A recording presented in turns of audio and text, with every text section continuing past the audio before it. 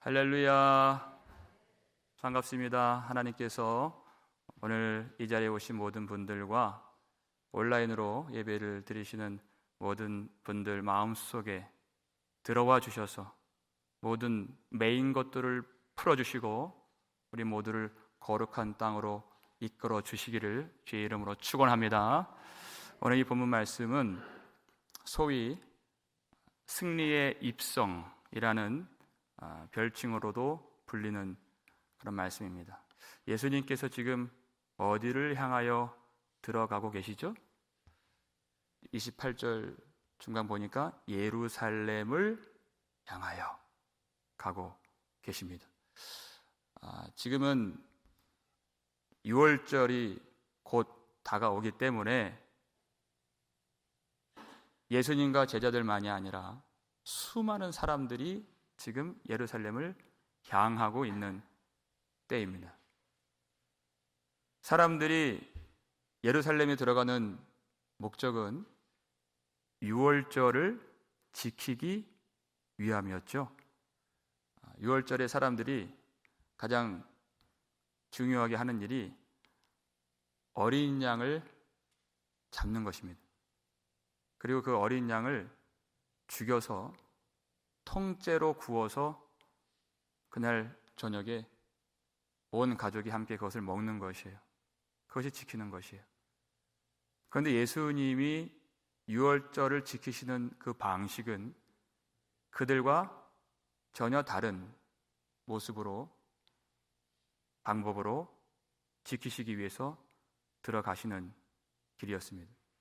예수님 자신이 6월절 어린 양이 되시고 예수님이 어린 양께서 잡히시고 죽임을 당하시고 하나님의 가정에 있는 모든 집안 사람들을 그의 피로 살리시기 위해서 지금 이 길을 향하고 계시는 예수님이십니다. 28절 마지막 단어를 보니까 앞서서 가시더라 이런 말이 나와요. 자, 앞서서 가신다. 두 가지 의미가 있습니다. 첫 번째는 예수님은 예루살렘 안에 있는 그 일들이 어떤 일인지 다 아시죠. 말할 수 없는 그 순환을 받으시는 그 성이 이제 예루살렘이고 한 주간 그 일이 일어날 터인데 예수님이 이 길을 걸어가실 때 누구에게 끌려가듯이 억지로 어쩔 수 없이 가시는 길이 아니라 앞서서 주도적으로 적극적으로 예수님이 자발적으로 먼저 가셨다는 것이에요. 두 번째 의미는 뭐냐면 누구보다 앞섰다는 얘기입니까? 제자들보다 앞섰다는 것이에요. 그러니까 예수님이 가시는 이 길은 누구도 따라와야 하는 길이란 말이에요. 제자들도 따라와야 하는 길이다 하는 그 뜻이에요. 예수님이 예루살렘 성 안에서 이제 고난을 받고 죽임을 당하시는 그 일은 예수님만의 일이 아니다 하는 것이에요. 베드로 사도가 이것을 정확하게 알고 우리에게 가르쳐주고 있죠. 베드로전서 2장 21절 말씀 함께 읽겠습니다. 이를 위하여 너희가 부르심을 받았으니 그리스도도 너희를 위하여 고난을 받으사 너희에게 본을 끼쳐 그 자취를 따라오게 하려 하셨느니라. 아멘. 예수님께서 앞서 행하신 것은 제자들에게 본을 끼치시고 제자들이 가야 할 그 길을 먼저 행하신 것입니다. 그래서 예수님이 자기 십자가를 지고 나를 따라오라 주님 말씀하신 것이에요. 우리가 금요일에 이것을 심도 있게 살폈지만 예수님은 누구를 위해서 십자가 지셨습니까? 우리를 위해서 십자가를 지신 것이죠. 그러니까 자기 십자가라고 하는 것은 나 자신을 위해서 지는 것이 아니에요. 우리 편에서는 주님을 위하여, 그리고 주님의 몸된 교회를 위하여, 그리고 예수님처럼 잃어버린 영혼들을 구원하는 그 일을 위하여, 아버지의 일을 위하여 십자가를 지는 것이에요. 그러니까 이 십자가가 단순한 고난이 아닙니다. 내가 죄를 짓고 하나님께 매를 맞는 그 고난은 그렇게 하나님 앞에 유익한 고난이 아니에요. 예수님처럼 자기 십자가를 지고 나를 따를 것이니라 하는 것은 주님이 우리를 살리시기 위해서 고난을 당하신 그것처럼 교회를 섬기고 봉사하고 또 우리가 수고하고 애쓸 때 반드시 고난이 따라온다는 얘기예요. 그런데 그 십자가를 절대 버리지 말라 하는 것입니다. 사도 바울이 자기 인생을 뭐라고 얘기했어요? 살 소망에 끊어지고 사형 선고를 받은 줄 알았다 그랬잖아요, 지난주에. 그렇죠? 그런데 그렇게 사형 선고 받은 것 같은 인생인데 누구 때문에 당한 고난이에요? 자기를 위한 고난이 아니에요. 주 예수의 이름을 위하여 그렇게 한다 그랬어요. 교회를 위하여 그렇게 한다 그랬습니다. 그래서 이 십자가를 버릴 수가 없는 것입니다. 왜냐하면 바울 안에 예수님이 머물러 계시기 때문에. 그래서 그는 죽기까지 자기 생명을 아끼지 아니하고 복음을 전하면서 주님의 길을 따라갔습니다. 그랬더니 그 길 가운데에서 수많은 사람들이 복음을 듣고 살아나게 되었죠. 그리고 바울 자신도 죽은 자를 다시 살리시는 하나님의 손에 의해서 영생을 받게 된 것입니다. 참된 제자는 고난이 온다고 십자가를 버리지 않습니다. 오직 예수 그리스도를 바라보면서 그 길을 따라가는 것이. 왜? 주님이 우리 안에 거하시기 때문에. 마가복음 8장 35절을 보면 누구든지 자기 목숨을 구원하고자 하는 자는 잃을 것이요 그랬어요. 누구든지 나와 복음을 위하여 자기 목숨을 잃으면 구원하리라. 주님의 약속입니다. 참된 제자들은 이 길을 걷는 것이. 어떤 멸시나 어떤 수치나 고난이나 죽음의 위협이 와도 주님이 앞서가신 그 길을 충성스럽게, 언제까지요? 죽기까지 충성하면서 따라갈 때 주님이 내려주시는 생명의 면류관을 받게 된다는 것입니다. 그와 같이 주님처럼 남을 살리기 위해서, 교회를 위해서, 주님의 영광을 위해서 주님 가신 길 신실하게 순종하며 따라갈 수 있는, 그래서 주님이 약속하신 모든 하늘의 복을 다 받아 누리시는 저와 여러분 되시기를 주의 이름으로 축원합니다. 예수님께서 감람원이라고 하는 그 산 중턱에 있는 벳바게와 베단이라고 하는 그 동네 즈음에 거하실 때에 제자들에게 명령을 하셨어요. 베다니는 죽은 나사로를 살리신 그 동네죠. 그리고 감사한 마음에 또 예수님의 죽으심을 기념하기 위해서 마리아가 예수님 위에 향유를 부어드렸던 그 동네예요. 거기서 제자 둘을 주님이 부르시고 한 가지 일을 시키시는데 그 내용이 30절, 31절입니다. 읽겠습니다. 이르시되 너희는 맞은편 마을로 가라. 그리로 들어가면 아직 아무도 타보지 않은 나귀 새끼가 매어 있는 것을 보리니 풀어 끌고 오라. 만일 누가 너희에게 어찌하여 푸느냐 묻거든 말하기를 주가 쓰시겠다 하라 하시매. 그랬어요. 이상한 명령이죠. 이전까지는 예수님이 아무리 길이 멀어도 그리고 험해도 힘들어도 어떤 짐승을 타신 적이 없으십니다. 근데 베다니는 엎어지면 예루살렘이 코 닿을 곳에 있는 아주 가까운 거리예요. 근데 이제 나귀를 타시겠다. 끌고 오라. 근데 남의 나귀예요. 여기서 주님이 전지하신 모든 것을 아시는 주님이심을 보여주십니다. 무엇을 아셨죠? 두 제자가 가는 길에 나귀가 있을 것이다. 그걸 아셨어요? 그리고 그 나귀가 아무도 한 번도 타본 적이 없는 나귀일 것이다. 그리고 그 나귀는 매여 있는 나귀이다. 그리고 그 나귀를 풀려고 하면 주인들이 와서 어찌하여 푸느냐 물을 거라는 것이에요. 그러면 주가 쓰시겠다 이 말을 하면 보내줄 것이다 하는 것까지 주님이 아셨습니다. 주님이 그걸 다 아셨어요. 요한복음 2장 25절 보니까 그는 사람의 속에 있는 것을 다 아시느니라 그랬어요. 여러분, 주님이 사람의 중심을 아신다는 말씀이 무엇입니까? 그 속에 있는 그 믿음이 참인지 거짓인지 그걸 아신다는 것인데, 이 말은 즉슨 속에 있는 것들은 다 드러나게 되어 있다는 것이에요. 주님은 그 결말을 아신다는 것이에요. 그것이 자라서 곡식인지 알곡인지 아니면 가라지인지 그 끝을 아신다. 그러니까 시간 속에 매여 계신 분이 아니시라 주님은 그 모든 처음과 마지막을 다 아신다는 것이에요. 그러니까 예수님이 앞서서 십자가의 길을 행하실 수 있으셨던 것입니다. 왜냐하면 이 길은 고난만, 수치만 있는 길이 아니라 그 너머에 있는 말할 수 없는 영광이 있는 길인 줄 아셨기 때문에, 수많은 사람들의 구원이 거기에 있고 수많은 사람들이 구원을 받을 때 하나님의 영광이 나타나고 하늘의 기쁨이 샘솟게 되는 그 길인 줄 아셨기 때문에 주님이 걸어가신 것이, 앞서가신 것이, 그리고 우리 보고 따라오라 하신 것입니다. 자기 십자가를 지고 따라오라. 그 고난은 허무한, 허탄한 결과를 맺는 고난이 아니라 믿는 제자들이 예수님을 따라갈 때 영원한 생명과 복을 받을 수 있는 생명의 길이요 진리의 길이기 때문에 따라오라 하신 것이에요. 그래서 주님이 말씀하실 때 주님이 우리에게 많은 순간에 회개하라 하신 것입니다. 왜? 주님은 다 아시기 때문에 그렇게 말씀하신 것이에요.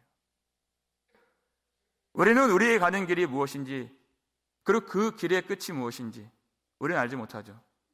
주님은 아셨습니다. 우리가 읽은 본문 40절까지 읽었는데요, 그 바로 다음 41절 한번 보세요. 이런 말씀이 나와요. 함께 읽겠습니다. 가까이 오사 성을 보시고 우시며, 이렇게 말씀하셨어요. 주님이 예루살렘 성 가까이 오셨는데 우셨다 그래요. 왜 우셨습니까? 앞으로 수치와 멸시와 고난과 죽임 당하심 때문에 우셨을까요? 아니요. 그것 때문에 오신 것이 아니에요.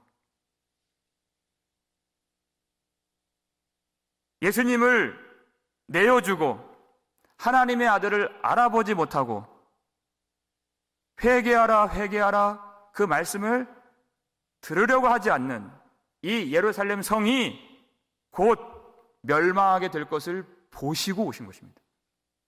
역사 속에 실제 일어난 사건이에요. AD 70년에 완전히 망했죠. 주님은 그것을 보신 것이에요. 그래서 예수님이 골고다 언덕 올라가실 때 돌아보시면서 여인들에게 뭐라고 주님이 말씀하셨어요? 울며 따라가는 자들에게 너희는 나를 위하여 울지 말고 너희와 너희 자녀들을 위하여 울라 말씀하셨어요. 왜? 주님은 회개치 않는 자들이 어떻게 멸망하는지 아시기 때문에. 실로암 망대가 무너질 때 주님 말씀하셨잖아요. 그 사람들 딱하다 말하지 말고, 아니면 죄 있다 말하지 말고 너희들이 회개하지 아니하면 이와 같이 망하리라. 그 일이 지금 일어난 것을 주님 보신 것이에요. 그래서 우셨다 그랬습니다. 예수님이 심판에 대해서 말씀하실 때 항상 이렇게 말씀하세요. 너희가 바깥 어두운 데서 슬피 울리라, 이를 갈리라, 이렇게 말씀하셨죠. 항상 그 마지막에는 회개치 못한 자들의 통곡이 있습니다. 그러니까 예수님이 누가복음 6장 21절에서 지금 우는 자가 복이 있다 그랬어요. 그때 가서 울지 말고 지금 우는 자가 복이 있다.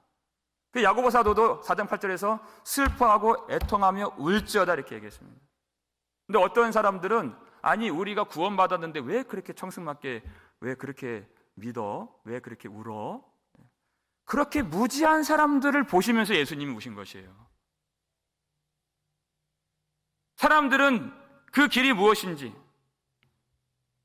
그리고 자기가 믿는 믿음이 무엇인지 결말을 모르기 때문에 예루살렘 성이 있다고 그들은 안심했습니다. 그래서 그 성을 무너뜨리신 것이에요, 하나님이. 우리는 주님이 주시는 그 말씀을 우리가 판단하면 안 됩니다.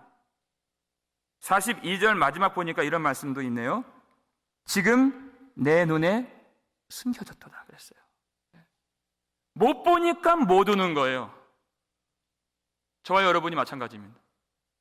모르니까 우리가 애통하지 않는 것입니다. 그래서 우리는 주님께서 말씀하신 그 실제를 살아야 하는 것이에요. 내 생각이나 내 감정이나 내 판단을 의지하면 안 됩니다. 주님 말씀하신 그대로 걸어가면 결국은 주님이 옳으셨구나, 주님이 진리이시구나, 주님이 생명이시구나 반드시 알게 됩니다. 제자들이 주님이 미리 본 그리고 말씀해 주신 그 길을 그대로 걸었다 그랬어요. 이 두 제자가 그 길을 걸어가니까 나귀를 만났습니다. 그래서 그 나귀를 풀려고 했죠. 그랬더니 임자들이 나타나서 어찌하여 푸느냐 이렇게 물었어요. 자기 나귀를 푸니까 황당한 것이죠. 그랬더니 뭐 다른 말 할 것이 없습니다. 주님이 주신 말씀이 있어요. 주가 쓰시겠다. 뭐 구걸하지 않습니다. 설명하지 않아요. 주가 쓰시겠다. 그러니까 그냥 가도록 하는 거예요. 마태복음이나 마가복음 보면 이 내용이 얼마나 중요한지 마태, 마가, 누가, 요한복음 다 나옵니다. 많지 않아요, 그런 기사는. 그런데 마태, 마가에서는 이에 허락하는지라 이런 말이 나와요. 근데 누가복음에는 그런 그 임자들의, 주인들의 반응이 없어요. 허락하고 말고도 없는 거예요. 왜? 주가 쓰시겠다고 하시니까. 누가 주인이십니까? 예수님이 주인이시라는 것이에요. 주가 쓰실 때에 누가 허락을 하고 허락을 받겠습니까? 주님이? 그렇지 않죠. 주님이 써주시면 그게 영광인 것입니다. 우리 어렸을 때 학교 다닐 때 무심코 선생님이 누가 연필 좀 빌려주라 그러면 앞에서 이게 적극적인 애들이 한 대여섯 명이 나와서 자기 연필 탁 띄밀어. 뭐가 영광이에요? 써주는 게 영광이에요. 주님이 써주지 않으시는 모든 것들은 다 없어지고 잃어버려지게 되는 것입니다. 주님이 택하여 주시고 불러주시고 써주실 때 그것만 남게 되는 것이에요. 그래서 우리는 주님이 써주시는 인생이 되어야 하는 것입니다. 이 두 제자를 전통적으로 베드로와 요한으로 여기고 있어요. 뭐 아니어도 상관없어요. 왜 베드로와 요한을 부르셨는가? 이들은 이 사건을 통해서 주님의 말씀의 권능을 다시 한번 경험하는 것이에요. 처음에 나귀의 임자들이 제지했습니다. 어찌하여 푸느냐? 왜? 내 것을 푸니까 막아야죠. 그런데 주님이 주신 말씀 그대로 전했어요. 주가 쓰시겠다. 이러니까 임자들이 막지 않는 것이에요. 말씀이 선포되니까 주님이신 걸 그들이 알았다는 것이에요. 왜 우리가 드리지 못하고 헌신하지 못해요? 내 것이라고 생각하니까 드리지 못하는 것이에요. 내 인생이 내 것이고 내 소유가 내 것이고 내가 힘쓰고 수고하고 벌었기 때문에 내가 주인 됐다고 생각하는 것입니다. 그러면 주님께 드리질 못해요. 그런데 주의 말씀이 선포되고 선포되는 것이에요. 설명도 아니야. 선포되는 거예요. 주가 주님이시다예요. 그러니까 내가 주인이 아니구나. 주님이 주인이시구나. 그 말씀이 선포되니까 깨달아요. 내가 주인이 아닌 걸 깨닫고 모든 것이 다 주님의 것인 것을 깨닫고 말씀으로 풀어지는 역사를 깨닫고 말씀으로 하나님이 역사하시고 성취된다는 것을 이 두 제자가 깨닫게 된 것이에요. 여러분, 상식적으로 굉장히 이 두 제자들에게 주신 말씀이 어떻게 보면 굉장히 무리한 말씀이죠. 이 두 제자가 이 말씀을 받고 그 길을 갈 때 인간적으로 생각하면 얼마나 이것이 그 주인들에게 무리하고 무례하고 친절하지 않은 말씀이에요. 우리가 사람과 사람으로 대할 때에는 어떻게 합니까? 나는 누구이고 어디서 왔고 그리고 우리 주인은 누구이신데 지금 이러저러 해가지고 지금 이 나귀가 필요해서 지금 지금 일을 하고 있는 것입니다 하고 설명이 필요해요. 그것이 사람과 사람과의 그 관계죠. 그런데 그것이 없어요. 그냥 선포하는 것이에요. 여러분, 어떨 때는 하나님의 일이 상식적이지 않을 때가 있어요. 반드시 우리는 이 상식과 예의를 갖추고 또 인격과 성품을 갖추고 필요하면 많은 설명을 해야 돼요. 그런데 하나님의 일은 그 위에 있는 것이라 한 뜻이에요. 그것만 있어서는 안 되고 그 위에 믿음의 일로 하나님이 역사하신다는 것입니다. 바울이 그걸 고민했어요. 내가 사람들에게 좋게 하랴 하나님께 좋게 하라 그랬어요. 사람들이 듣든지 아니 듣든지 수긍을 하든지 안 하든지 나를 환대해 주든지 멸시하든지 그것과 상관없이 나는 하나님을 기쁘시게 하는 그리스도의 종이 되어서 이 복음을 전한다 그랬어요. 그랬더니 오히려 사람들이 하나님께 돌아오더라 그렇게 고백하는 것이에요. 사람에 다 맞춰주는 것, 사람을 다 이해해 주는 것, 그 위에 있는 하나님의 일을 그가 보았다는 것입니다. 사람에게만 다 맞춰주면 어떻게 사람을 하나님께로 인도할 수 있겠는가?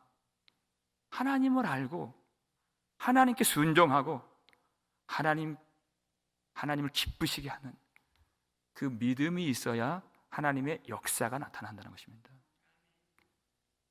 그래서 결국 말씀 그대로 따라했어요. 그러니까 이 나귀를 끌고 올 수가 있는 것입니다. 그 나귀 위에 제자들이 자기들의 겉옷을 다 벗어서 그 위에 걸쳐놓고 예수님을 타시게 하고, 그리고 또 다른 제자들은 또 자기 겉옷을 벗어서 예수님 가시는 그 길 위에 다 펼쳐놓는 것이에요. 무엇을 의미하는 것이에요? 우리가 나라의 정상이나 높은 지위에 있는 사람들 지나가는 그 길을 레드카펫으로 깔아주는 것처럼 존경과 환영과 높임의 의미가 있는 것이겠죠. 열왕기하 13장 9절을 보면 하나님이 가증스럽게 여기시는 아합 집안을, 그 이세벨과 아합과 그 자손들을 심판하시기 위해서 예후라는 사람을 왕으로 세우시는 장면이 나와요. 엘리사가 사환에게 급히 기름을 주면서 기름을 부으라 하잖아요. 그리고 하나님의 기름 부으심을 그가 받았습니다.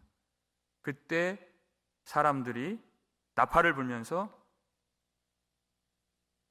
자기들의 옷을 벗어서 예후가 서 있는 그곳에 다 깔아주면서 선포하는 것이에요. 예후가 왕이니 했어요. 지금 이 제자들이 하는 행동이 그것입니다. 예수가 왕이시니 라고 얘기하는 거예요. 진정하고 영원한 왕이신 예수님이 지금 예루살렘 성으로 들어가신다고 지금 찬양하고 있는 것입니다. 여러분, 왕은 무엇을 타는 게 상식이에요? 말을 타고 들어가는 거예요. 말은 힘을 상징하는 것입니다. 그리고 군사적인 그런 통치를 의미하는 것이에요. 그래서 전쟁이 일어나면 말이 몇 마리인가, 그것이 관심사예요. 병거가 몇 대인가, 사람들은 거기에만 관심이 쏠려 있죠. 근데 예수님이 나귀를 타시는데 그것도 나귀 새끼를 타신다는 거예요. 나귀는 힘도 없고 빠르지도 않습니다. 그리고 볼품이 없어요. 그리고 한 번도 누군가 타보지 않은 나귀 새끼예요. 그러면 이것이 길들여진 것이에요? 아니에요? 그러면 여러분, 걷는 것이 편하겠습니까? 타는 것이 편하겠습니까? 걷는 것이 편하죠. 근데 이 나귀 새끼를 굳이 예수님이 타셨다는 것이에요. 왜냐하면 하나님이 오래전에 하셨던 말씀을 응하시기 위해서 타신 것입니다. 스가랴 9장 9절이죠. 읽겠습니다. 시온에 따라 크게 기뻐할지어다. 예루살렘에 따라 즐거이 부를지어다. 보라, 내 왕이 내게 임하시나니 그는 공의로우시며 구원을 베푸시며 겸손하여서 나귀를 타시나니 나귀의 작은 것 곧 나귀 새끼니라. 아멘. 그랬어요. 약 520년 전에 하나님께서 스가랴를 통해서 이렇게 예언하셨어요. 스바냐 3장 15절을 보면은 이스라엘 백성들에게 하나님이 한 왕을 보내신다 그랬습니다. 그 왕을 보내시면 이스라엘 백성들의 모든 형벌을 그 왕이 제거하시고 그랬어요. 모든 원수 대적들을 물리치시고 이스라엘 백성들 안에 있는 모든 화를 더 이상 당하지 않게 될 터이니 너희들이 두려워하지 말라 그랬어요. 기뻐하라 그랬어요. 왕이 하시는 일이에요. 그런데 그 왕이 바로 나 여호와 하나님이라 그렇게 말씀하셨습니다. 하나님이신 왕께서 오시는 것이에요. 그런데 무엇을 타십니까? 나귀를 타신다. 나귀 새끼를 타신다. 왜요? 겸손하여서 나귀를 타신다 그랬어요. 여러분 여기서 겸손하다라고 하는 이때 히브리어 단어는 아니라고 하는 단어예요. 그런데 한국말로 겸손이라는 말을 하고는 뉘앙스가 좀 다릅니다. 이 말은 가련하다, 그리고 가난하다, 곤고하다, 비천하다 이런 뜻이에요. 그러니까 가난한 것과 겸손한 것은 다른 것이죠. 비천한 것과 겸손한 것은 다른 것이에요. 그래서 많은 번역본들이 어떤 데는 이 겸손하다, 어떤 데는 그런 비천하다 이렇게 번역을 했어요. 많이 보시는 ESV 버전을 보면 humble이라고 되어 있어요. 겸손하다 이렇게 했죠. 더 많이 보시는 NIV 새로 이제 개정판을 보시면 lowly로 되어 있습니다. 아주 바닥까지 낮아지는 그 비천한 그 모습으로 표현이 되어 있는 것이에요. 비천하게 되셨다는 것입니다. 우리에게 주시는 하나님이 보내시는 왕께서는 비천하게 되셔서 우리를 통치하시는, 그리고 우리에게 하나님의 평화를 주시는 왕이시다. 이것을 이해하기 위해서는 우리가 그때 당시 예루살렘 성을 좀 우리가 그때 그 정황을 좀 엿볼 수가 있어야 됩니다. 이때는 6월절이라고 그랬죠. 여러분 6월절에 예루살렘 성의 그런 분위기 어떨까요? 명절이잖아요. 축제 기간입니다. 근데 사실상 예루살렘 성 안은 초긴장 상태가 되는 것이에요. 살 얼음판 같은 그런 때가 바로 명절입니다. 왜냐하면 이스라엘은 지금 로마 제국의 압제 아래에 있는 형국이잖아요. 그러니까 이스라엘 백성들, 특별히 이들은 어떤 민족보다도 본인들이 하나님의 자녀라고 하는 그 자부심과 선민 의식이라고 하는 그 마음으로 더더욱이 하루속히 독립하고 해방되고 자유를 얻어서 하나님의 통치를 받기를 학수고대하는 사람들이에요. 평상시에도 그런 마음들이 있는데 수많은 사람들이 지금 구름대와 같이 몰려드는 지금 이 명절이란 말이에요. 유대에 많은 그런 분파들이 있죠. 사두개파, 바리새파, 에세네파 뭐 이런 파들 있잖아요. 그 중에서 열심당원들이 있어요. 열심당원들은 다른 분파들과는 달리 폭력적인 방법으로라도 무력 봉기를 일으켜서라도 이 나라를 뒤집어야 되겠다 하는 그런 마음을 갖고 있는 사람들이에요. 그러니까 테러를 저지르고 그렇게 반란을 일삼고 이런 일들이 골치가 아프죠. 로마 당국 입장에서는요. 그러니까 수많은 사람들이 모여있는 가운데 요세푸스라고 하는 역사가가 이 어간에 있는 한 명절에 대한 그 이야기를 그가 기술하는데, 성전을 내려다볼 수 있는 성전 바로 옆에 안토니오 요새라고 하는 그 건물이 있어요. 망루예요. 망대예요. 거기서 이제 병사들이 이 성전을 이제 감시하기도 하고 이제 보초를 쓰는 거죠. 거기에는 로마 병사 하나가 제사를 드리기 위해서 명절에 모여있는 유대인들을 조롱했어요. 그랬더니 거기서 소요 사태가 일어나는데 그날 그 반란으로 죽은 자들이 3만 명이었다는 것입니다. 이런 일들이 지금 빈번하게 언제 터질지 몰라요. 그래서 빌라도조차도 명절이 되면은 두려워서 자기 성 안에 꼭 숨어 있다는 그런 내용이 있어요. 그러니까 자 보세요. 이 예루살렘 성 안에 명절입니다. 축제 기간이에요. 힘 있는 자도 힘 없는 자도 아무도 평화를 못 누려요. 돈 있는 사람도 돈 없는 사람도 아무도 기쁨이 없는, 실질적으로는 그런 명절을 보내고 있다는 것이에요.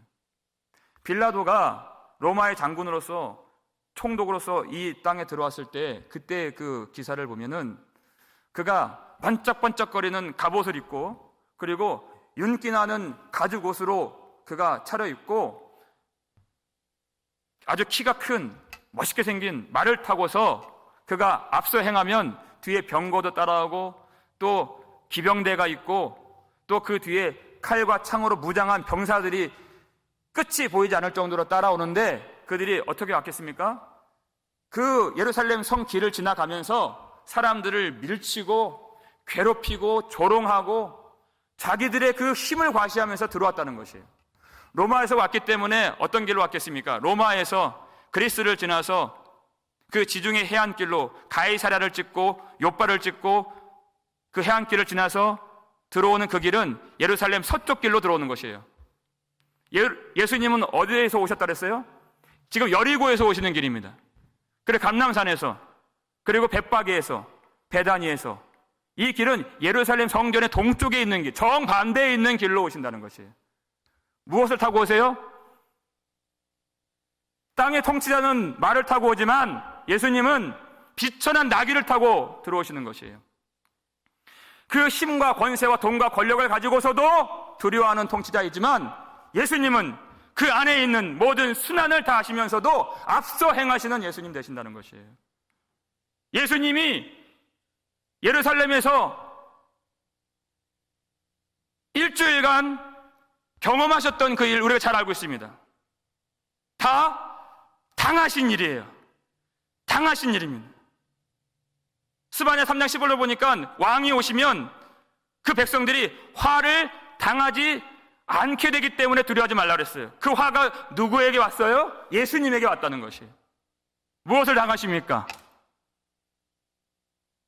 첫 번째, 배신을 당하시고, 그리고 부인을 당하시고, 체포를 당하시고, 사람들에게 신문을 당하시고, 정죄를 당하시고, 재판을 당하시고, 멸시를 당하시고, 수치를 당하시고, 로마 군병들에게 조롱을 당하시고, 고초를 당하시고, 죽임을 당하시는 것이에요.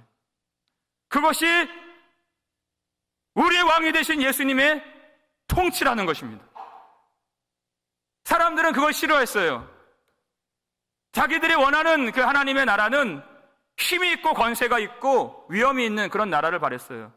그래서 빌라도가 그 명절에 그 한 사람을 사면해주는 그 전통을 따라서 예수님을 그래도 풀어주려고, 그래서 이 바라바를 살릴 것이냐 예수를 살릴 것이냐. 바라바는 밀란을 일으키고 사람을 죽인 경력이 있는 그런 사람이에요. 그런데 사람들은 누굴 구했습니까?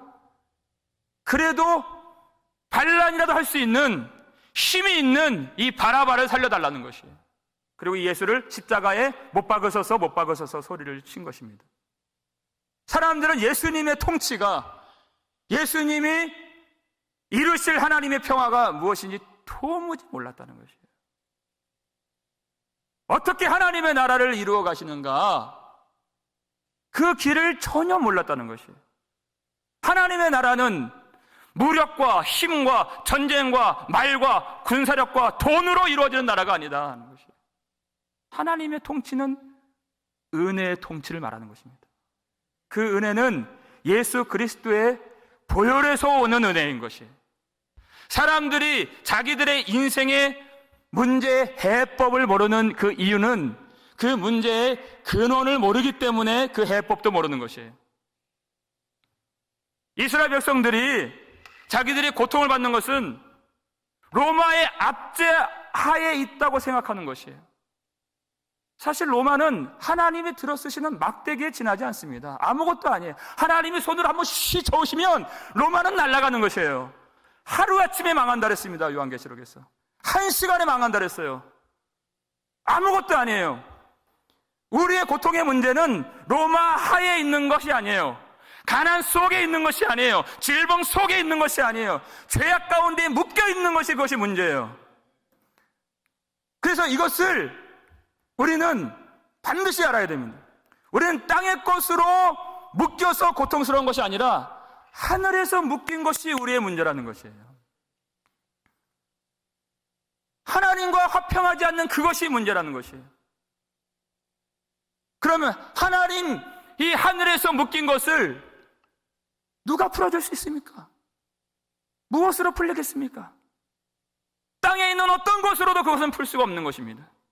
하늘에서 내려오신, 그리고 우리 죄를 대속하시기 위해서 십자가에서 거룩한 피를 흘리신, 그리고 십자가에서 죽으신 예수 그리스도만이 그 대속적 죽음을 통해서 우리와 하나님 사이에 묶여있는 그 죄를 사해 주시고 우리를 하나님 앞에서 옳다함 받게 하시고 용서함 받게 해주셔서 하나님과의 화평을 누리게 해주신 것입니다.